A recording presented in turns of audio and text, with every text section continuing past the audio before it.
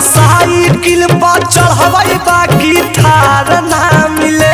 मौगी गोद मिले चाहे करिया बाकी छिनार ना मिले। मौगी गोद मिले चाहे करिया बाकी छिनार ना मिले।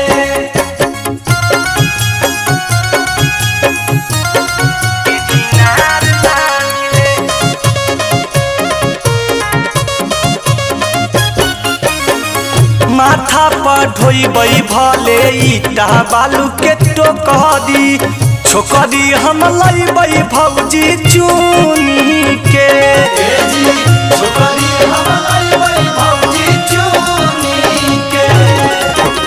ले लो दहेजवा में गाड़ी बंगला पैसा सब दिन आराम करी हो घूमी के।